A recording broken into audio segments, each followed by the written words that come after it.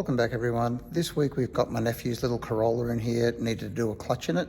I didn't bring any of the recording gear in because I wasn't going to record anything on this. It's just a clutch on a little front wheel drive Corolla. But when we got into it, the clutch is slipping and the clutch was worn, which is what left him stuck on the side of the road, but reverse wouldn't start engaging for me when we tried to limp it into the workshop, and thought, it's just a worn clutch, nothing there. The gearbox has got a lot of Ks on it, 200 and something, 300,000 Ks I think this little car's got on it. It was a highway car up in country Toowoomba, and always had some rollover noise in the gearbox. Thought, nothing wrong with it, it's just got some bearing noise, it's all good. Progressively got louder, and then when reverse started getting a bit balky, it was like, I don't know. So we'll get in and show you a bit more of this when I bring the recording gear in tomorrow.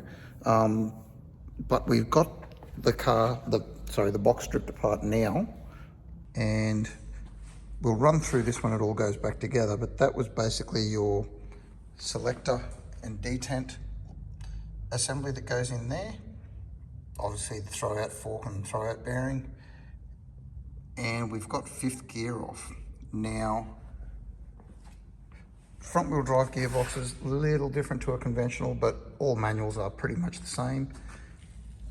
We've taken the end housing off. That's where your output shaft would normally go on a rear wheel drive box.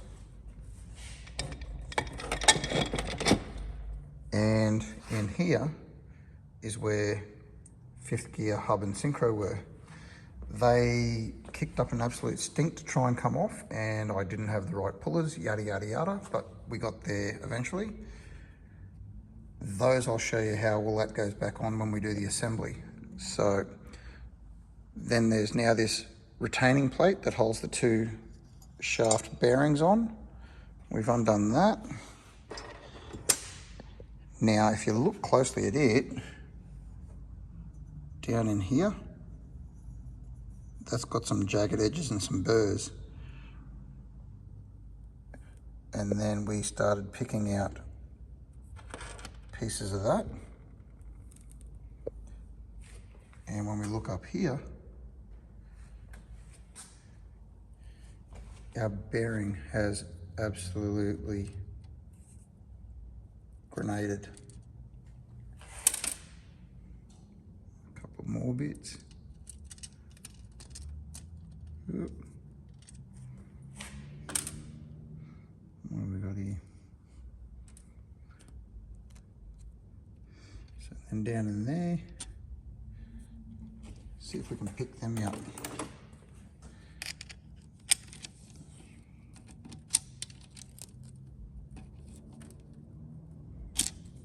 Around here. No. They were half jammed out of there before. You can see that one there. Get that over here. That one there actually has flat spots on it. So the balls were trying to exit the chat, and that shaft was moving around everywhere. They're rolling around in there everywhere. So yeah, tomorrow when I bring the gear in, we're going to undo that circlip there and that one there, and then we can pry those bearings out. With those out and a couple of these detent retainers taken out, which go in our selector shafts, then we'll be able to split the casing and get the casing apart. So yeah, for now, sorry, but we didn't have the gear here to record it when we were first pulling it apart.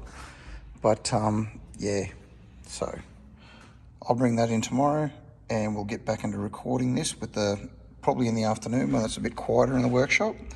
But so far, it's not looking great. It was still driving. His mum limped it home for him with no clutch, so they could get it into the workshop. But yeah, we'll have a look and see what we find in there and go from that. Okay, see you in the morning.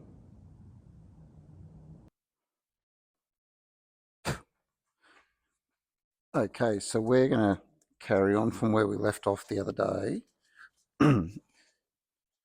Now that the fifth gear and its synchro and hubs and everything are off the end of the box, we've got to take out the bearing retainer snap rings, clear ourselves a spot, and they go with that one.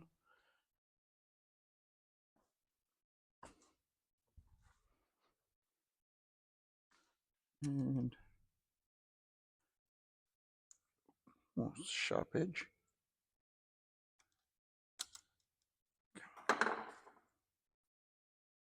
Wrong ones.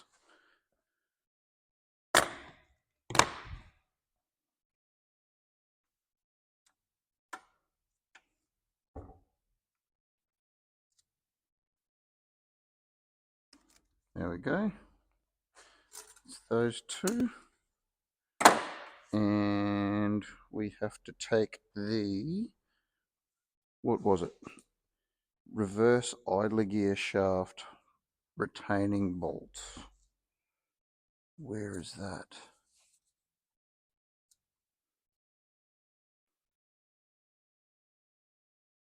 It's a very vague instruction that we've got. It's just one we downloaded off the net, but it gives you an idea of what you have to look for. Here we go. Pretty sure that's it there. The housing, yep. So I'll grab a socket set.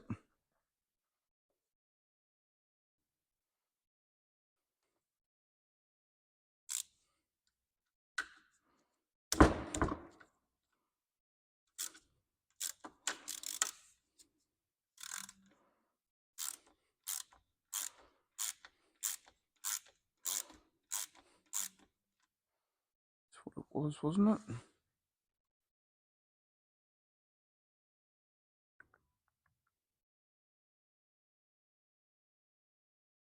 Yep.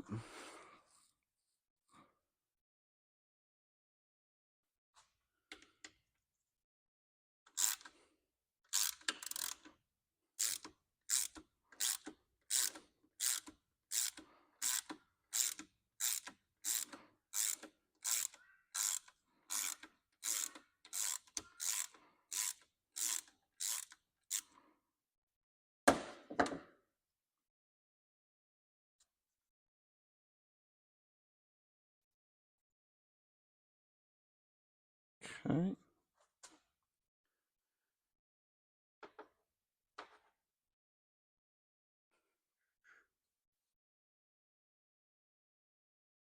Now we've got to take the shift fork snap ring off, which is up the top here.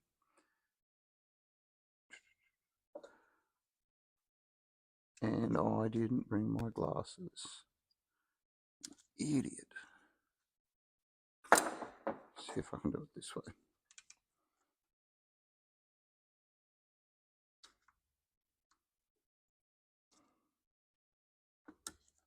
Ooh, don't you move.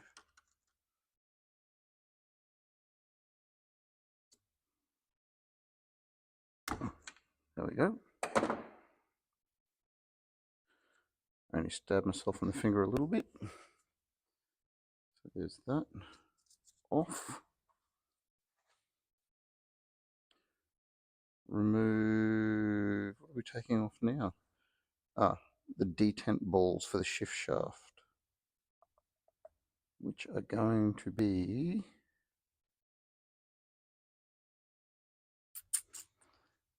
around here further.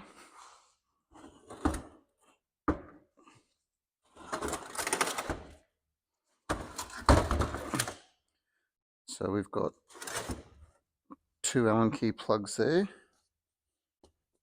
and we're taking out the one closest to that shift shaft. And I'll probably need to get a magnet because we've got to pull the detent ball spring and plunger out of it as well.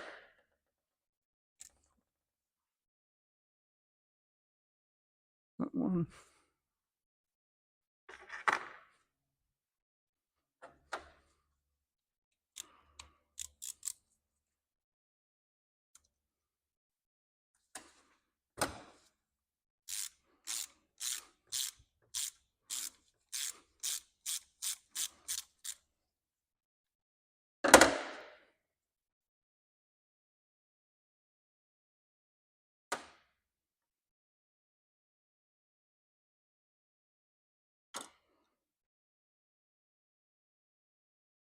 Okay, so there's the sleeve and the spring is inside of it, and that's the plug. Now, I don't want to just tip it over and take the detent ball out. I'll see if I've got a magnet here.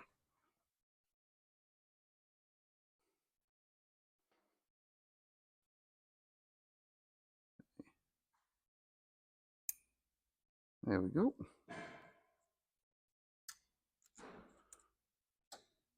So we'll keep that combo all together.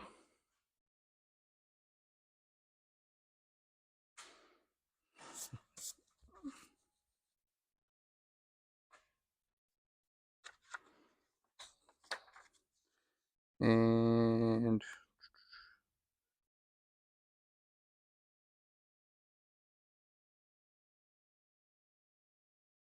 okay, so we've got to take the second one out, which I'm assuming is this one right beside it.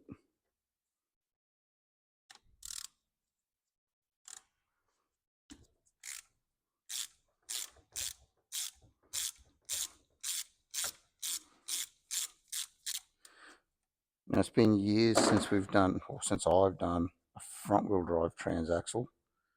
I've done an old Datsun 240Z one and a couple of Toyota Celica type ones more recently, but they're all pretty much the same if you just take your time and lay it out the way you pulled it apart.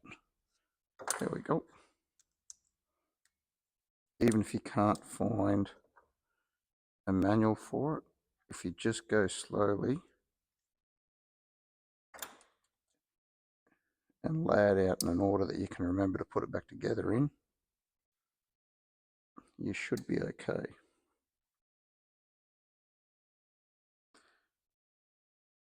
Now, I'm going to try and keep those in the order that they came off in, just in case there's a difference in size of detent balls, spring tensions, whatever. I don't think there is. They look very similar, but just in case. That was the second one. So there's another detent lock ball. So we're looking for another one of those Allen key socket heads.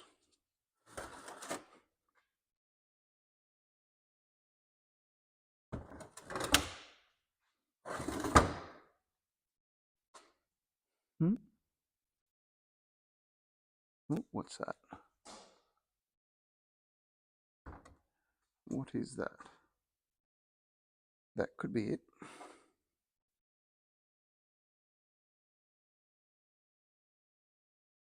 Or is it that one down there?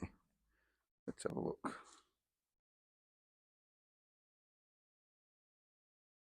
It looks like it's right near where a casing splits. So I'm going to say it's one of these ones down here. And it's the one near the big open threaded hole. So it's that one there.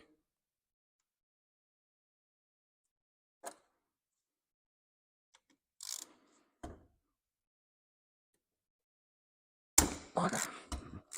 That was tight.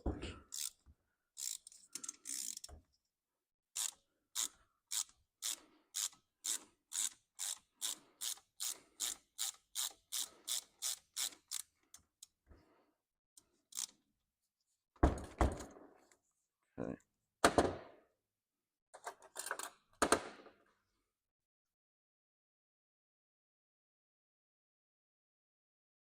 What do we get out of under there? So that's the plug, sleeve, detent, spring and ball all in one unit. That one. And there's nothing else inside there. Nope. So now, with that one removed, we can remove the 3 bolts from inside the bell housing.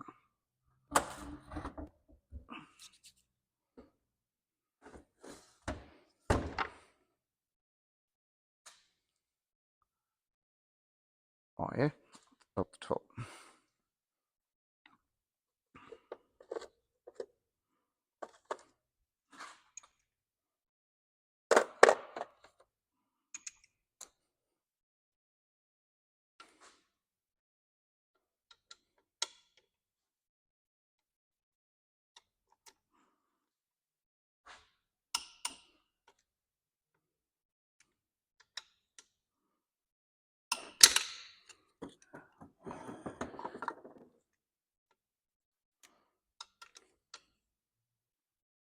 Thing's going to slide around. Come on. Try and wedge it against that.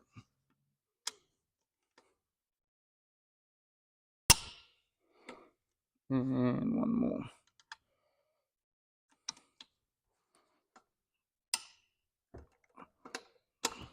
Nope. What if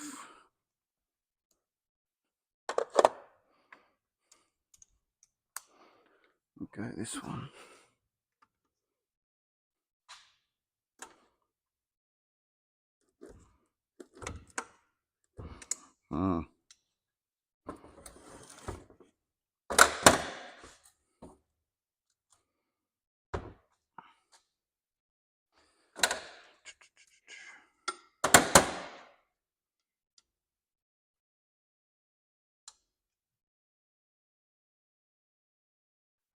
Someone's been in here before and they are not nice.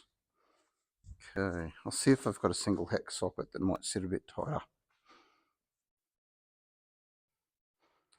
Right, so we got that one out with a single hex socket, and now we'll tip it back up.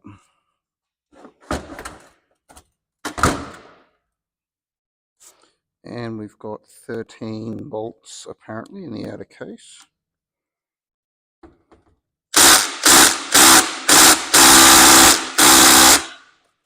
What did they do? 1, 2.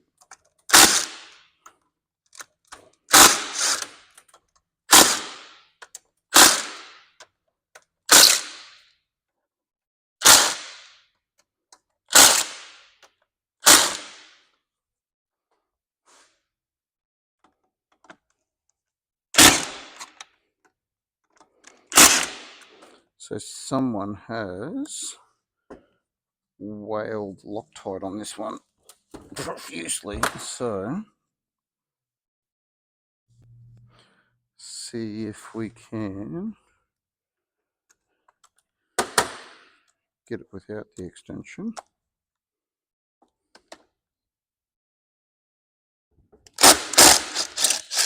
There we go.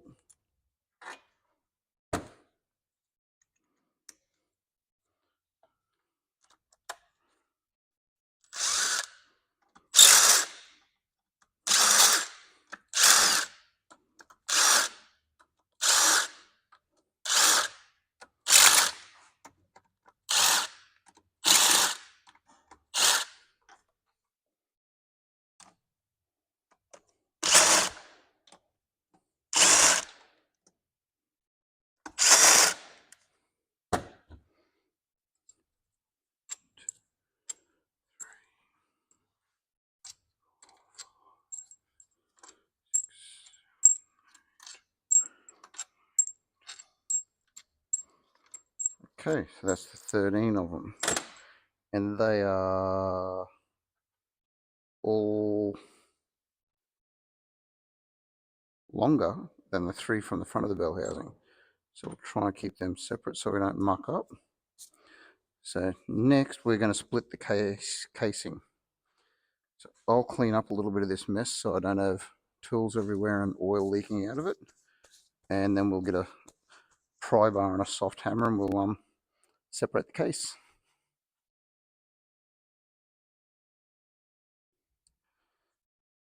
So when we're separating these, the casings have little separation tags, I suppose you'd call them, so you can get under there and pry. The issue we're running into at the moment is we've got them to crack, but where that bearing up here shattered, I think the casing's pushed out a little bit and it's got a burr on it and it's not going through. So I'm going to put a little bit of pressure in here with a screwdriver. Now these surfaces you don't want to mar up because they are only sealed with RTV. There is no gasket. Yeah, I think it's catching on that bearing by what I can see. If I go like that and give it a little help and then work over this side. There we go. And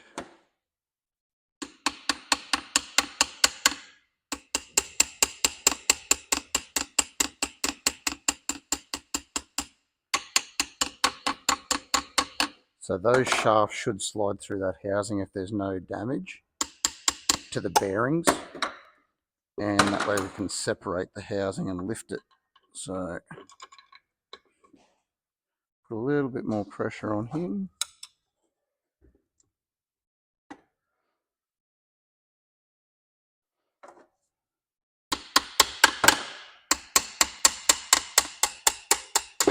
There we go.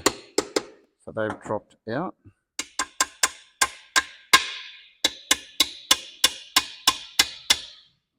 Those shift levers should all stay as well.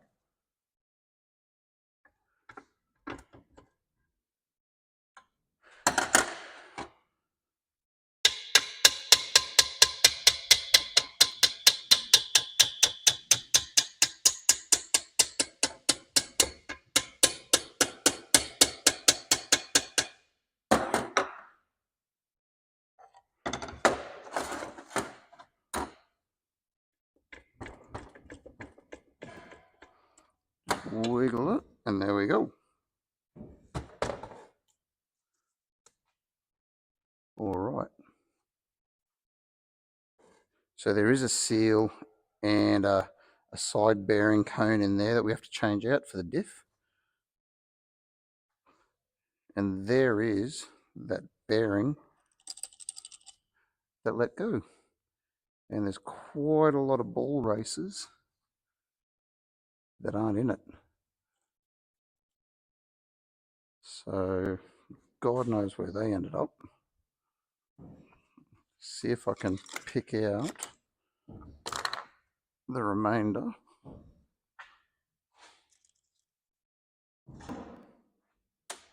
Where's my magnet?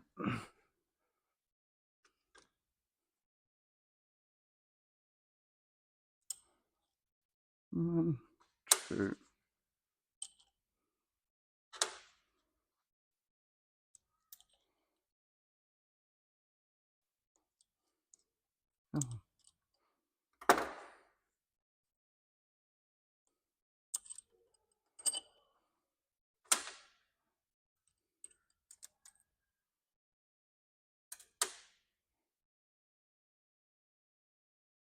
Oh.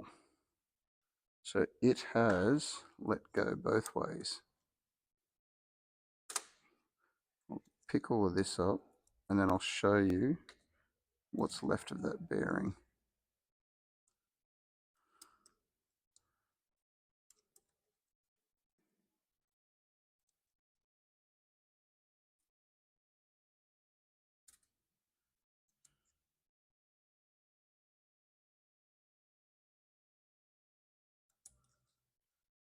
I don't think, I could be wrong, but I don't think we've done any damage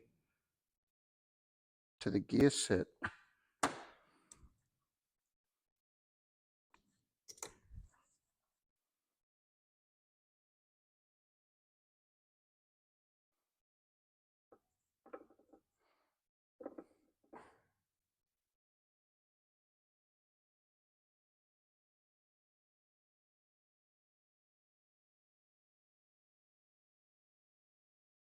No. Oh, what's down here?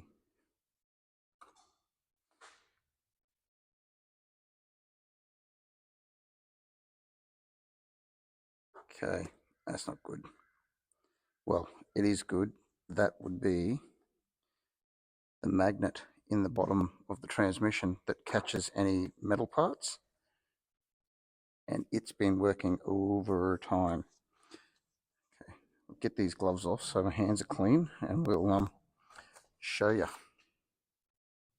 Right, so these Toyota boxes, in the casing here at the bottom, that little recess, there's a magnet. That is what's left of the bearing, and that's where it's all ended up on the magnet.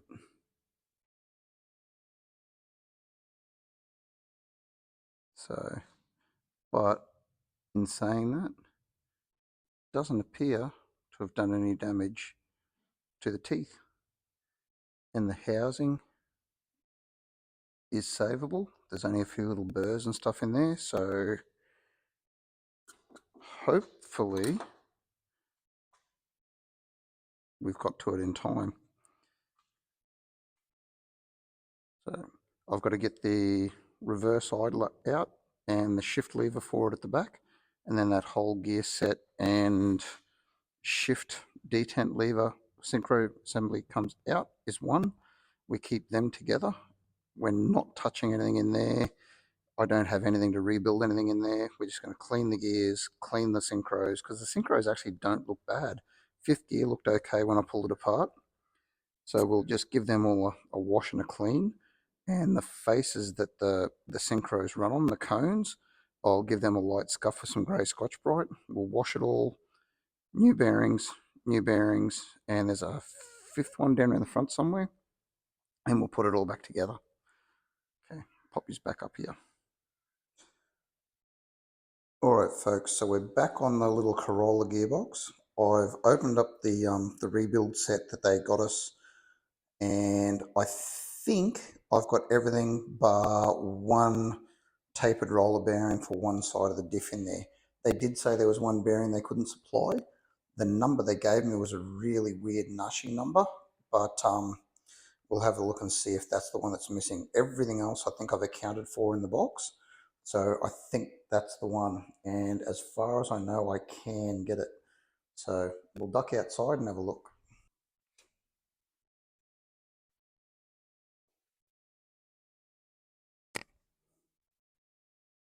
Okay guys, so all I've done other than what you saw on the weekend is that whole gear set and selector set has all just lifted straight out of the front housing, and we've laid it down on the bench. Comes out in one unit. There was one last detent that we had to get out for one shift shaft, and that let it all slide out. I've also lifted the crown wheel out of the housing that carries the crown wheel pinion, so I could take one bearing off to try and match the number up. As far as I know, the bearing kit is all there, bar one bearing, which I'm assuming is the other side of the crown wheel carrier in the housing. What we're going to do now is go through, and I've got two roller bearing races that are left in the front half of the housing to get out. And then from there, I'll give that a good clean up, that housing a good clean up, and then we'll start reading numbers on the bearing cases. I know which two they are, and the seals that go there, we'll get those in for the input shaft and the cluster shaft. And then the diff pinion, sorry, not the diff pinion, the side bearing for the crown wheel on the front half of the casing, I think is the one that they don't have in the kit. So once I get the outer cup out of the housing, I'll be able to tell the cup part number. And if it matches up the same as the one on the other side, happy days. I've got one, and I've only got to wait for one to come in. If it's a different number, then we're going to have to wait and see where that one's got to come from and how long it's going to take before I can put the gearbox back together. So I'm going to grab some gloves, give this a wash up, and then we'll get you in and show you what we're doing.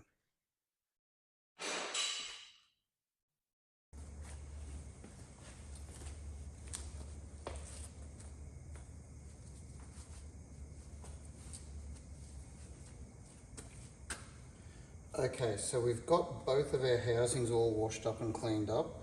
I've got the diff crown wheel washed and cleaned up, and I've got all the bearings off of the housings and of the diff crown wheel.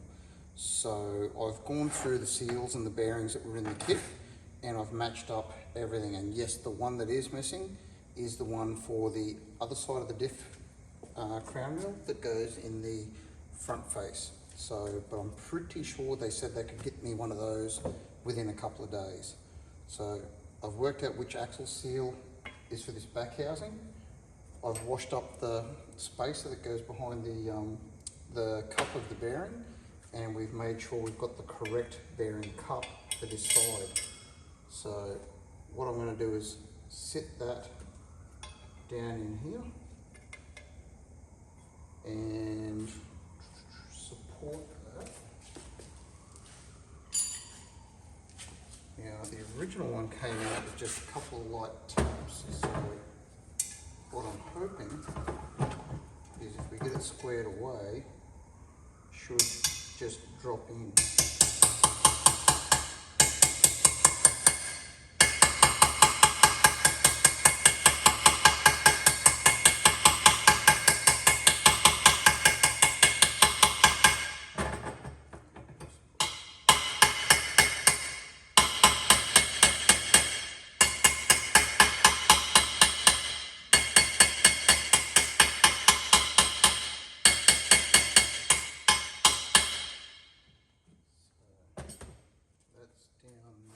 I'll see if I can find.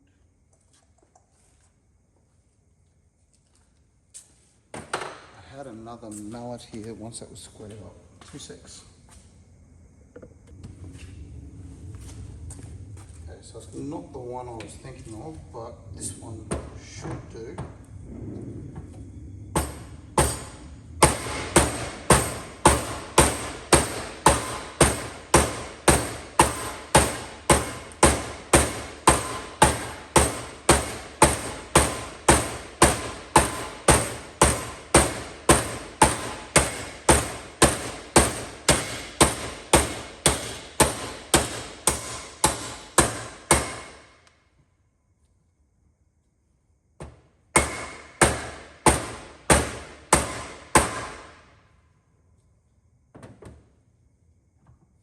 Washer behind it is pinched in tight, so that's seated all the way around.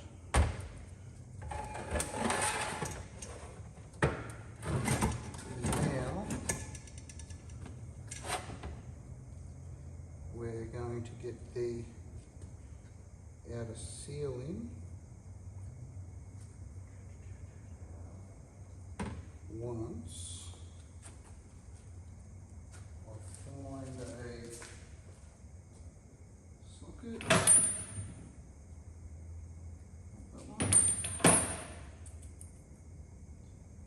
have one here.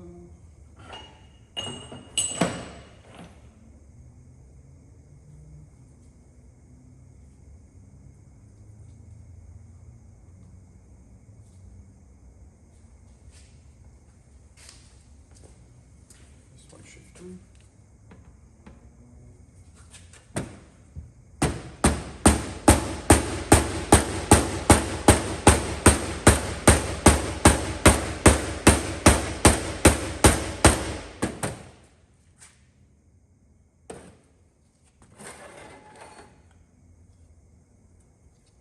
Pretty sure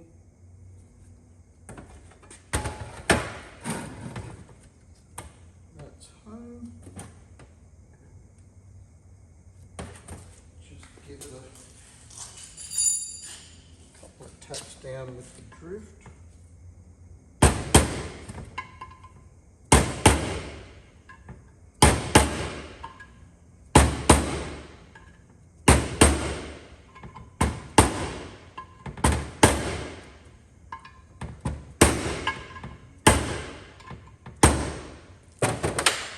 Okay, so that's that one done.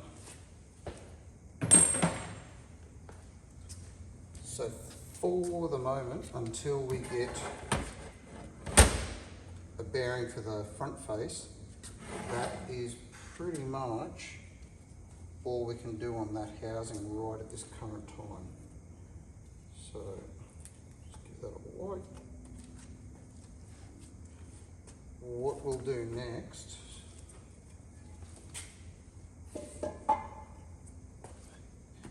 is the bearing for that one is this.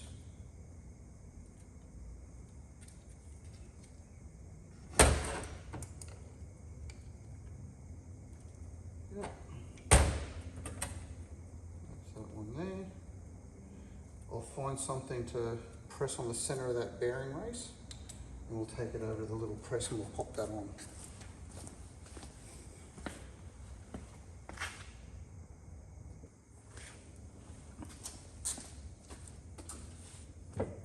Right, so we've got our bearing all pressed on there, that back half of the housing, we're done until we can get the front half of the housing to the point where we're ready to slide our gear set in.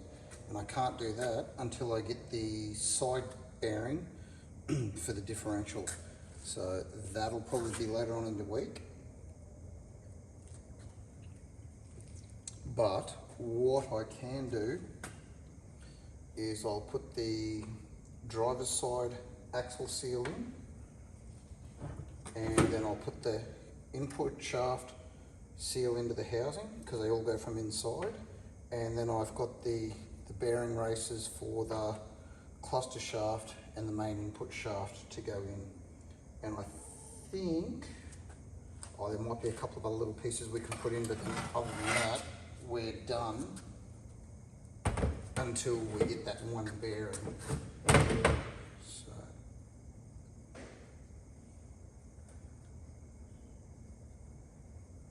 this one goes there.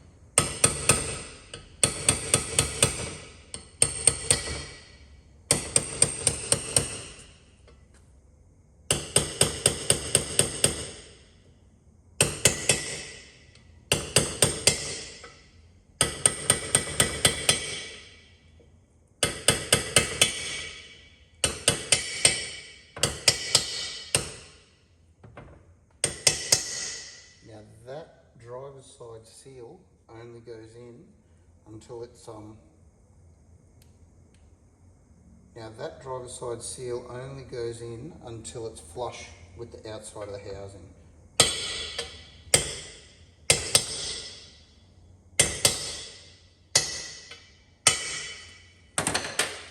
So that one's done.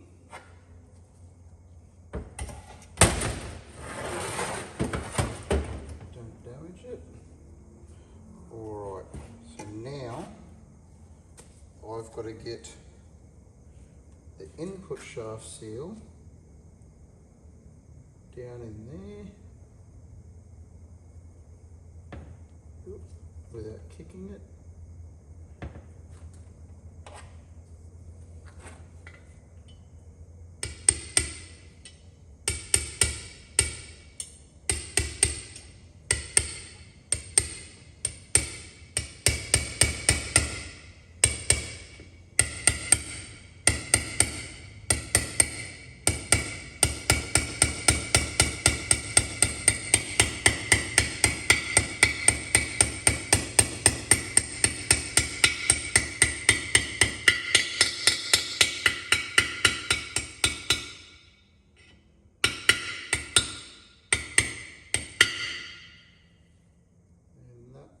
Is home.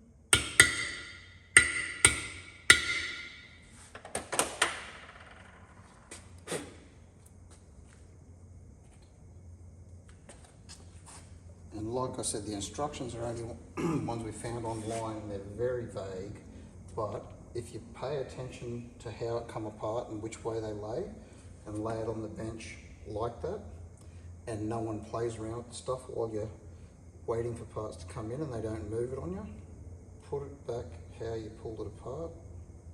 It was working when it came in, although it was noisy. So it should, in theory, then work when it goes out. Now this one went that way.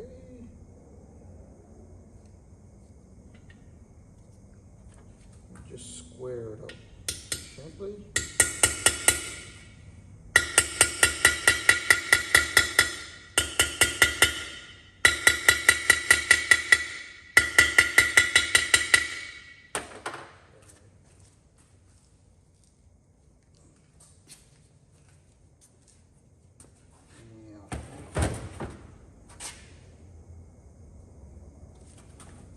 Should be able to.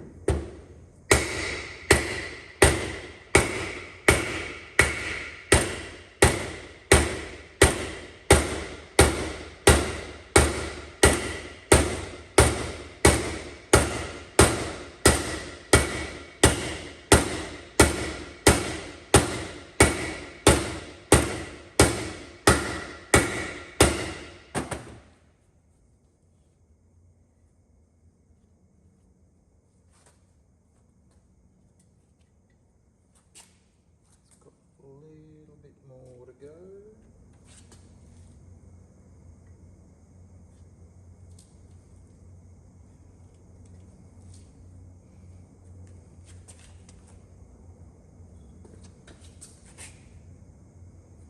A little bit more.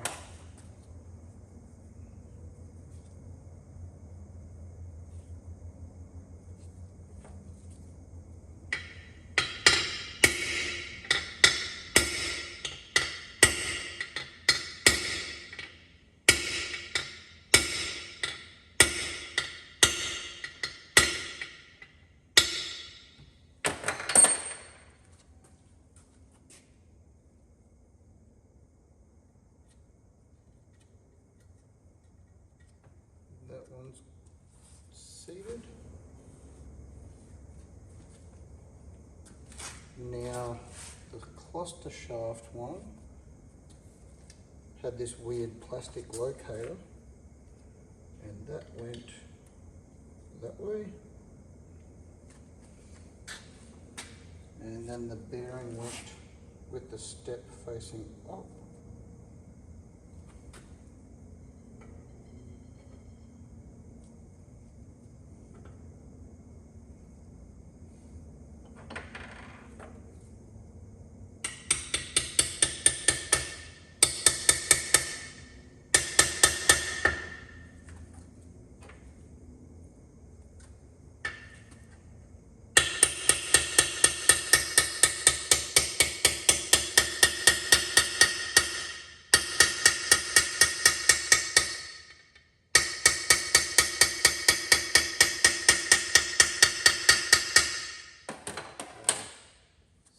Located square all the way around.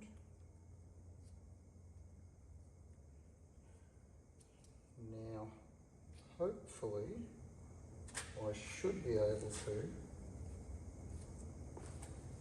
use the old bearing race that we took out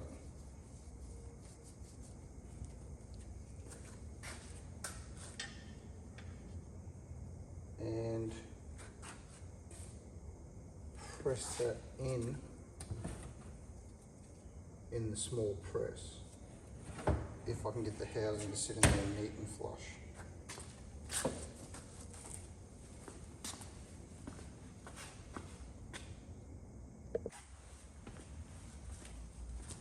Okay, so we've seated that bearing in the press and we've got the little plastic thrust that was underneath it back in there as well. I've cleaned up a couple of the small pieces that can go in here, like there's a lock plate for that bearing and the magnet that sits in the bottom of the housing and a little oil slinger shield. So, and that plate is the one that goes underneath the bearing cone, excuse me, the bearing cup for the other side diff housing, the other side diff bearing. We'll just drop that in there so we know where it is. These two 12 mils will give just a drop of mild thread locker. Don't have to, but I don't want them to vibrate out.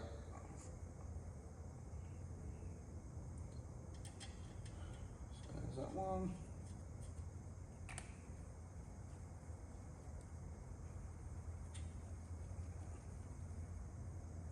See if that works.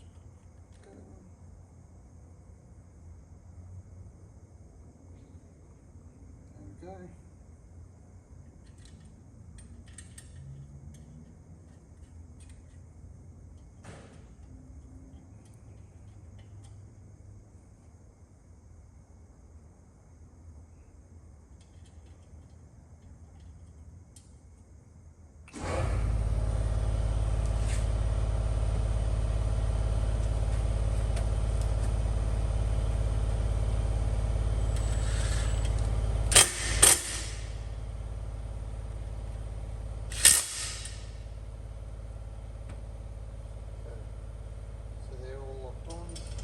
Plates on the bottom, seals on. We're pretty much at a standstill until we get that one bearing for in there. Once that bearing's in there, then hopefully there's a bit more room around here. I can get the camera in closer. We'll go through this whole gear assembly, putting the bearings on there, and then cleaning up the selectors and everything, and getting them ready to drop back in here and put our two housings together. So now,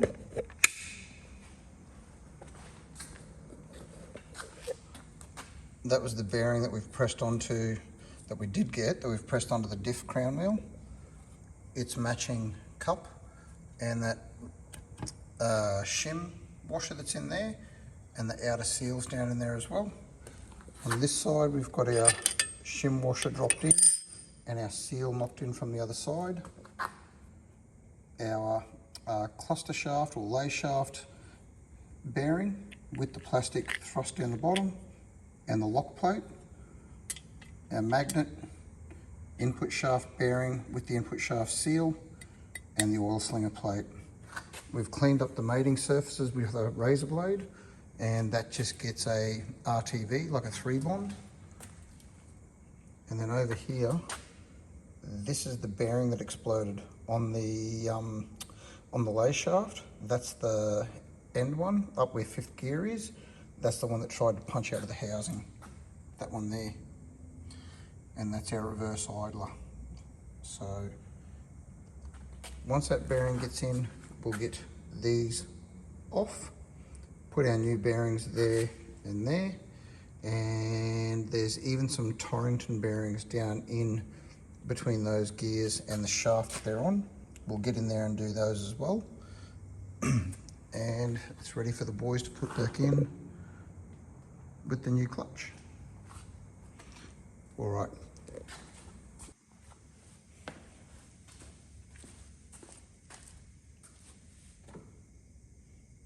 Okay, so we're going to leave that one there for tonight. I'll probably try and put this one through in a couple of short videos because it's pretty boring stuff actually. It's just pulling stuff apart and knocking bearings out and seals out and putting new ones in. So far there hasn't been anything over the top to show you inside. What we will do is get you in and show you how the shift selectors work and the synchro hubs and stuff like that when we start putting that side of things together, because realistically what we've done is nothing over the top. So then we'll go through and show you where the detents go, how they go. Every gearbox has got something, or every manual gearbox, sorry, has something very, very similar, albeit in a slightly different layout, but all the shift shafts, synchro forks and hubs and detents, they've all got to have them.